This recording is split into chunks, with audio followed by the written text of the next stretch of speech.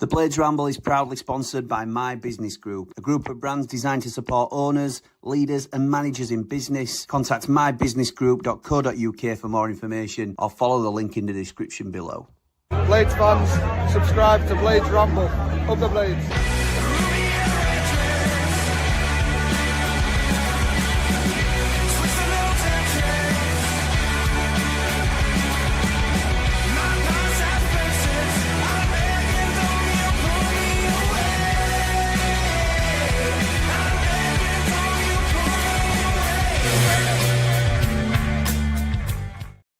What is happening, Blades? And welcome back to the Blades Ramble. I am, of course, Jimmy, and this is 10-minute transfers. And today we are discussing quite an exciting link. So, cards on the table. Didn't know an awful lot about this lad. Before I did a little bit of, well, to say I did a bit of research is overstepping the mark. It's not entirely true, if I'm honest. I haven't done any research, really.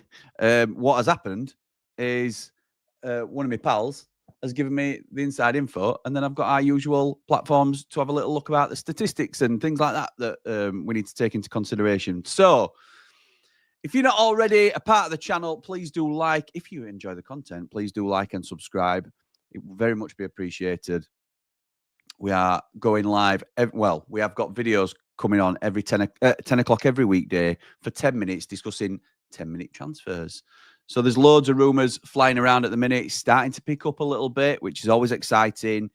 And today we're here to discuss Ethan Galbraith. And I have titled this a very self-amusing Galbraith Yourthelves.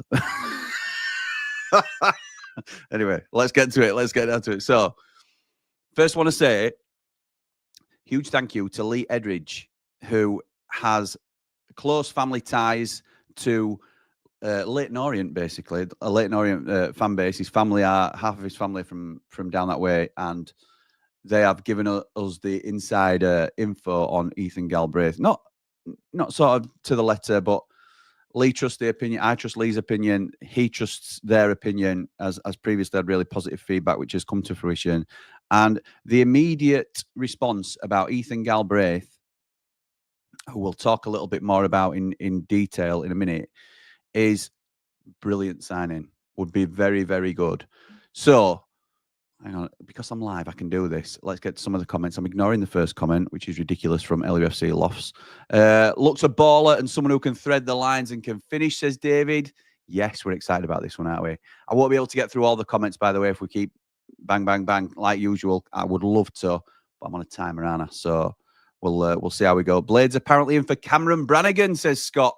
Like that link. Like that link. That may be a video to do later. Where's that? Send me where you've got that from, Scott, or just let me know where you found it, and I'll have a little look and see if there's out in that.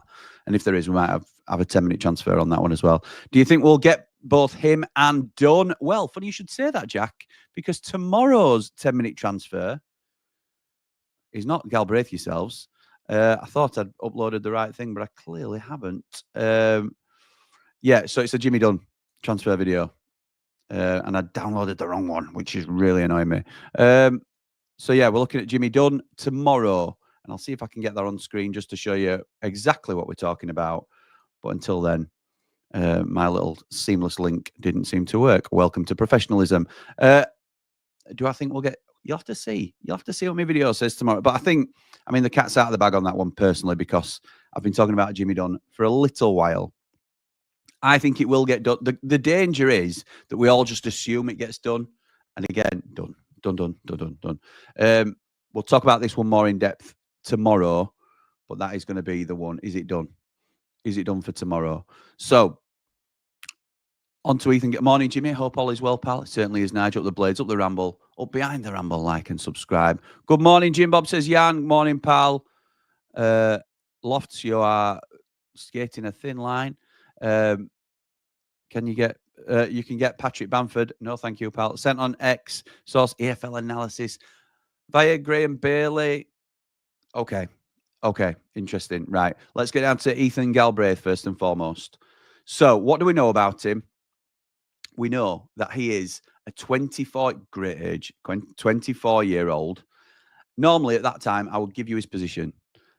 loosely, he's listed as a right back. But if just so people can source it themselves and give credit to the appropriate sites where I'm getting the information, I'm on fotmob.com, and I also look at transfermarket.com with no E in the market.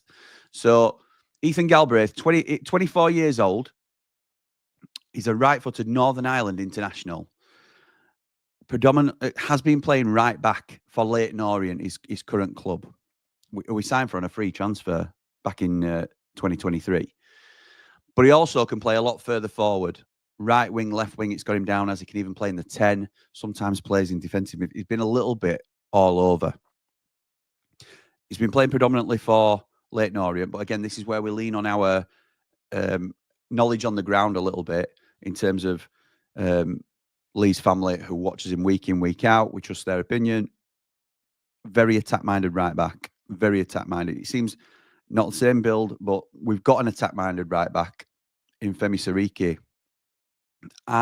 We're also linked very closely to Jimmy Dunn, who I really like. And whilst Jimmy Dunn can play centre-half, he's had an outstanding season, winning loads of awards for QPR, individual awards for QPR, playing right back. So I would imagine if we bring Jimmy Dunn in, which we'll talk about tomorrow, it would be as a right back. Ethan Galbraith, I would like to think, solves an issue that I still believe we have. I understand Andre Brooks is one of our own, but I still think we've got a hole to fill at right wing if we're going to stick with the current formation. Ethan Galbraith looks like could be a real prospect for us. Now, it needs to be noted that in January, Orient turned down a £2 million bid, which is huge money for Leyton Orient. They only came up from League Two. I think it was the season before last. It might have been a season before that, but I think it was the season before last. So it's huge money for them, and they've rejected it. So let's see if I can have a little bit of a look at what his contract situation is. 2026 it expires, but he signed his last contract in 2025, it says here. So you'd imagine they'd have at least a year's option on there. They'd be foolish not to. Right, so what do we know about him? He started 37 games last year, played in 39 games. From a right-back position predominantly, he's got 6 goals and 6 assists. FotMob have his overall average rating is at 7.18, which is very good across the season. Looking at the minutes that he's played, whenever he's on, he's played the majority of 90 minutes. Doesn't get subbed off very often at all. Certainly not for Orient. He's been starting for Northern Ireland as well, which is great to see. Some of the stats, and again, we're not huge stat men and women on this channel, but when I don't know an awful lot about a player, I think it does give you an idea. He's got 6 assists from an expected assists, so that is the positions he's got in to be able to successfully set up a goal. 4. He was expected to assist 4 goals from the positions that he was in, and he's actually got 6. He was expected to get 2.5 goals from the position he was in, and he's got 6 goals. His pass accuracy is 77%. He's not the best with a long ball, to be honest. That tends to go to nowhere. There's a few things to work on here, but as a prospect, I mean, a prospect at 24, maybe not.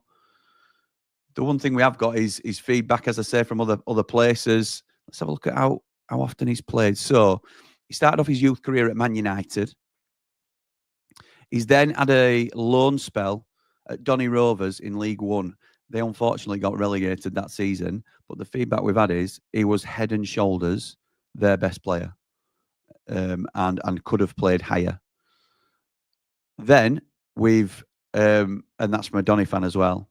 Then he's gone to Salford City in League Two and played 38 games for them, scoring 4 goals.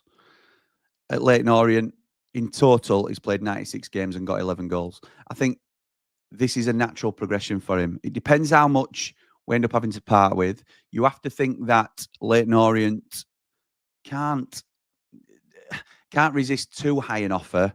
If you look at 2.5, I think 3 million quid gets him, personally. I haven't seen him myself, so it's very difficult for me to say, let's go out and get him nailed on, no danger. But it seems a low-risk option for me. To say somebody's already offered £2 million, it's been rejected. It says there's value in that signing. 24 is a really good age. I wouldn't mind looking at some of the stats, what he would bring to the side on paper, which obviously I'm a big fan of the eye test, like we know. I'm a big fan of this signing.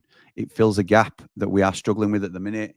I am no good at keeping to times, as you can probably tell, because we're about to wrap up already because I'm over 10 minutes. Let me just get in some of your comments just before we leave. Jack says, I'm liking the players we've been linked with, but we need to bring in these quality players in as it's going to be a harder league. He seems good and goals is what we were missing. Having him and Dunn should do a job for us. I think that solidifies the right-hand side if we get Jimmy Dunn. But as I say, we'll be back to talk about Jimmy Dunn tomorrow on 10-minute transfers. So join us then. Michael says, morning, Jimmy. Personally, I think Sariki will be a very good right-sided midfielder. Completely agree. Don't think that's a bad shout at all. I think it's certainly worth experimenting. Morning, Jimmy, and all the Ramblers. This boy looks a real prospect, says Dave. Up all the Rambles, up the Blades, like and subscribe. Please hit the like button. My only worry is, Jack, says Jack, the step up to the champ is a big difference than a loan to League One. He's not been on loan, pal. He's been playing permanently in League One with Leyton Orient. And not only that, we've got examples like Harrison Burrows. I'm not saying he'll be in the same mould as Harrison Burrows or have the same impact as Harrison Burrows has had. But if there's half a chance he does, I think it's a transfer in a similar mould where you're looking at low transfer fee in the grand scheme of things for a team pushing to get to the Premier League. But you'll retain that value in the player. I think it's a low-risk signing, and I will be very happy for us to see that. I am well over time. This is turning into a 12-minute transfer. So I'm going to leave it there. Thank you to everybody for joining me this morning. Short and sweet in it. I'm not used to doing it so snappy. We'll be back soon with a much longer video. Another taxi video coming out tonight at 6 o'clock on Behind the Ramble. We'll see you tomorrow morning for 10-minute transfers. But for now, come on, you red and white wizards. Up the Blade!